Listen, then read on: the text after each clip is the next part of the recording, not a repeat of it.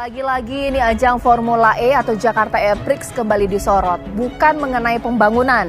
Kali ini lagi-lagi soal sponsor ketika ada mejeng logo perusahaan bir terkemuka yang ternyata mensponsori ajang Formula E. Langsung mulai ini pro dan kontra. Hei Pak Anies Baswedan, kenapa itu kok disponsori bir? Haram! Sampai itu calon presiden. Formula E membuat pecah di kalangan pendukung Anies Baswedan. Pasalnya sponsor utamanya ada perusahaan bir raksasa dunia, Heineken, yang juga pendukung LGBT. Kami ingin kepentingan warga Jakarta dilindungi. Apa dilindunginya?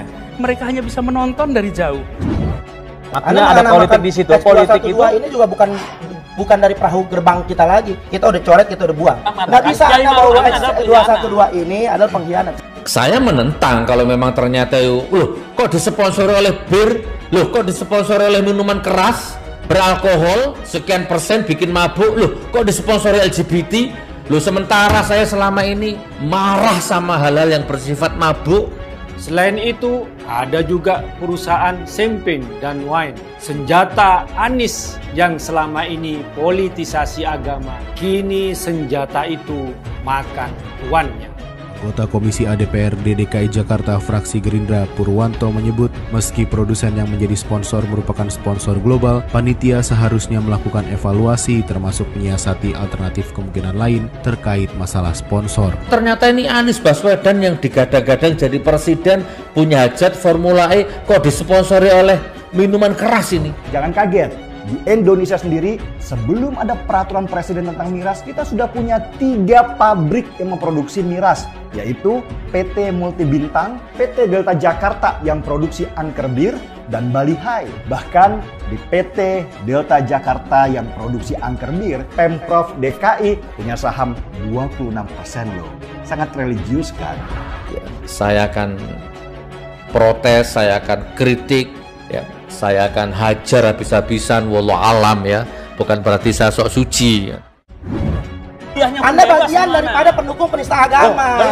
Secara agama munafik, secara pergerakan 212 Anda pengkhianat. Orang Indonesia ini emang aneh kok. Bilangnya negara religius, tapi ternyata impor minuman keras bisa nilainya triliunan gitu.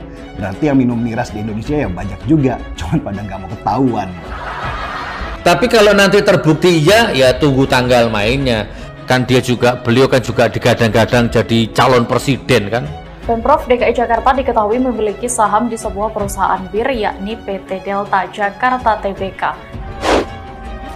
Kita memiliki sebuah saham di BUMD, nilai saham yang ada di situ. Sahamnya kita punya 26,3%.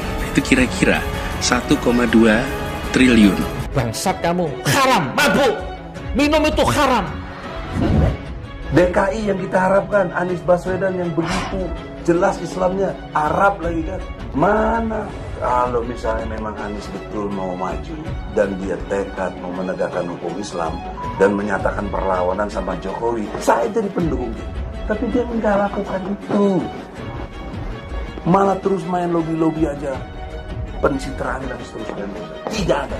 Saya putuskan lampiran Perpres terkait pembukaan investasi baru dalam industri minuman keras yang mengandung alkohol, saya nyatakan dicabut.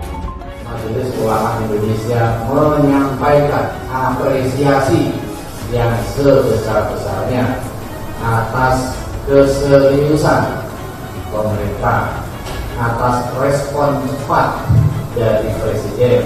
Majelis Ulama menyampaikan apresiasi dan terima kasih kepada pemerintah atas respon yang cepat dan tanggap. Presiden Joko Widodo sempat menekan lampiran perizinan usaha pembuatan miras yang mengundang kecaman dari berbagai pihak, mulai dari tokoh masyarakat, ulama, organisasi hingga MUI yang menganggap hal itu tidak lazim diperlakukan di Indonesia. Hingga pada akhirnya, kemarin tepatnya pada Selasa 2 Maret 2021, Presiden Jokowi mencabut perizinan usaha minuman keras tersebut. Hal ini menuai apresiasi dari berbagai pihak, Tentu, bagi kita yang cukup mengenal Presiden Jokowi tidak akan menelan mentah-mentah kebijakan Presiden satu ini. Bisa saja itu merupakan langkah politik Jokowi untuk membongkar siapa-siapa atau institusi pemerintahan mana yang masih bersangkutan dengan perusahaan pembuat miras. Dan ternyata, pancingan Jokowi pun mendapatkan hasil.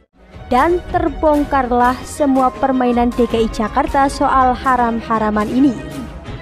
Anies Baswedan yang sempat memainkan politik SARA dalam kampanyenya dahulu menjanjikan akan melepas 26% saham DKI Jakarta di perusahaan bir PT Delta. Namun ternyata hingga kini ia belum bisa menjualnya. Lagi-lagi rakyat Jakarta dibodohi dan dibohongi oleh pemimpin seiman satu itu. Selama Anies menjabat, Jakarta menggunakan uang hasil dividen dari kepemilikan saham di PT Delta tersebut. Dan baru terungkap akhir-akhir ini setelah Jokowi memberikan umpan pancingan berupa pelegalan izin investasi usaha tersebut. Sekali lagi, Jakarta dibuat kocar-kacir dengan terbongkarnya hal ini. Langkah cerdas Jokowi untuk membongkar sindikat kebobrokan bawahannya memang tidak diragukan lagi.